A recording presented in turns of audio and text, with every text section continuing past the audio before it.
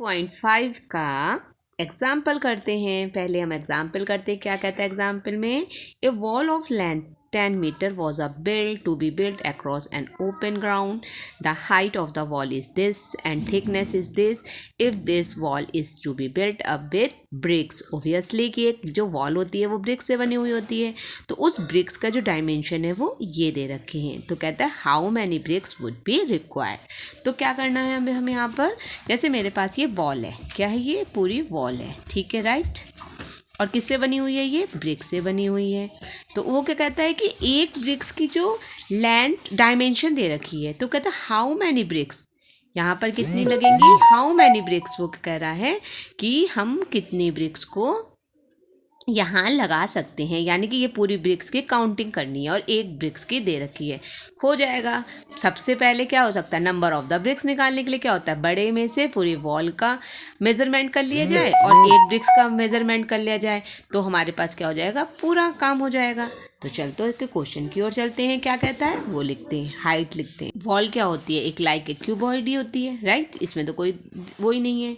अब क्या हुआ, अब हमारे पास जो वॉल है, अब उसमें हम क्या कर सकते हैं, और क्या कर सकते हैं कि वॉल्यूम ऑफ द वॉल निकालेंगे, ठीक है, वॉल्यूम ऑफ द वॉल निकाल, ठीक है। क्या क्या दे रखा है, लेंथ दे रखी है 10 मीटर।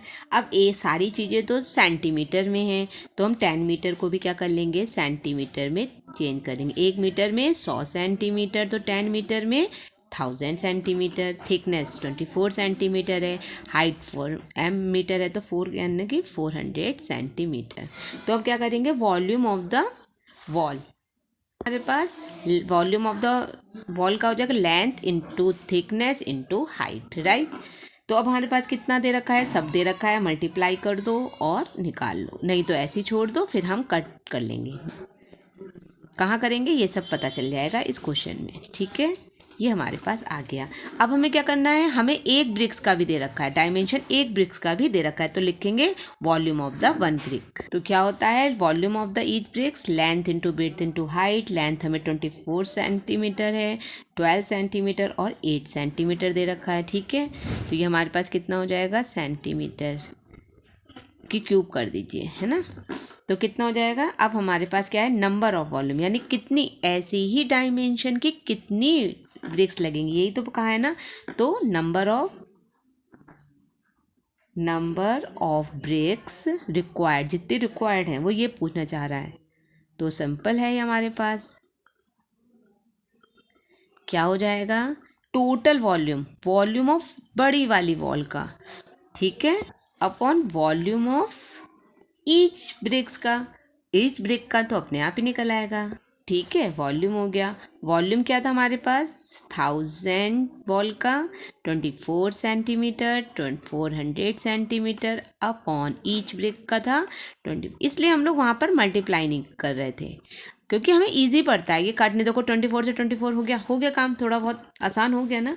तो इससे क्या हो जाता है, अगर आप मल्टीप्लाई करके भी लिखेंगे तो भी कोई दिक्कत नहीं होती है, और नहीं लिख रहे हैं तो भी, जैसे 8 5 जा 40 और ये कितना हो गया 50।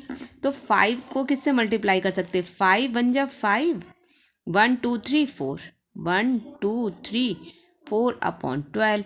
अब चाहे आप इसको डिवाइड करें तो आप कितने आराम से इसको कर सकते हैं। तो इसका जो डिवाइडेशन होगा वो कैसे आ जाएगा, 12 3 जा 36, 12 4 जा 48, कितना बचा 2 बचा, तो 12 1 जा 20, 12 2 जा 24 होता है, 12 1 जा 12, कितना बचा 28, 12 6 जा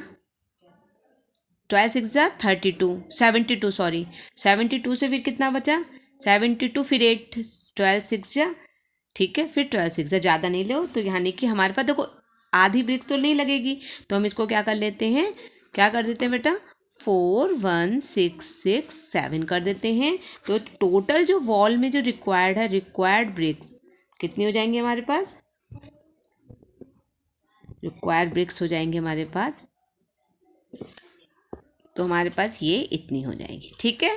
क्वेश्चन क्या कहता है, कहता है a child playing with building blocks, ये ब्लॉक्स है, which are the shape of cubes है। तो इसका मतलब क्या हुआ, ठीक है, इसका मतलब क्या हुआ कि cubes all sides are equal, has built a structure as shown in figure, if the edge of each cube is 3 centimetre, find the volume of the structure built by the child. जो पूरा structure जो बनाया है वो उसका build करना है। ठीक है, चलो इसको करते हैं। तो क्वेश्चन नंबर सेकंड कहता है, तो अब अगर 1 2 3 4 5 इस टाइप से बनाया है तो सबसे पहले हमें क्या निकालना चाहिए, वॉल्यूम ऑफ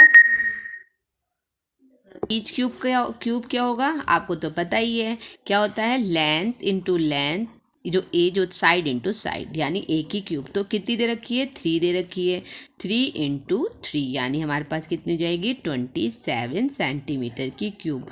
और उसने क्या दे रखा है, उसने ये दे रखा है, अगर काउंट किया जाए 1 2 3 4 5 6 7 8 9 10 11 12 13 14 15, और नंबर ऑफ क्यूब्स कितने दे रखे हैं, 15 दे रखे हैं। तो पूरा स्ट्रक्चर का वॉल्यूम निकल जाएगा ना। तो क्या दे रखा है, नंबर ऑफ स्ट्रक्चर 15 दे रखे हैं, तो वॉल्यूम ऑफ द पूरे स्ट्रक्चर का कितना हो जाएगा। अब देखो, नंबर ऑफ क्यूब्स का हमें पता है क्या होता है, वॉल्यूम है स्ट्रक्चर, पूरे का स्ट्रक्चर का, और उसके अंदर एक एक चीज़ का क्यूब का। तो हम क्या कर सकते हैं, नंबर ऑफ वॉल्यूम हमें दे रखा है क्यूब्स, वॉल्यूम ऑफ स्ट्रक्चर हमें निकालना है, और ठीक है दे रखा है, ठीक है, वॉल्यूम ऑफ ईच क्यूब का हमने कितना निकाल दिया, 27। वॉल्यूम ऑफ द स्ट्रक्चर कितना हो जाएगा, ये इसको चला जाएगा, तो 15 मल्टीप्लाई बाई 27। अब आप करेंगे तो इसका आएगा 27 27 5 405 सेंटीमीटर की क्यूब। राइट, कुछ नहीं करना है आपको, केवल क्या करना है, नंबर ऑफ क्यूब्स आपको पता है, वॉल्यूम ऑफ द स्ट्रक्चर निकालिए और उसमें पुट कर दीजिए, वैल्यूज़ रखिए और पुट कर लीजिए। ठीक है, चलिए अपने एक्सरसाइज की ओर बढ़ते हैं अब।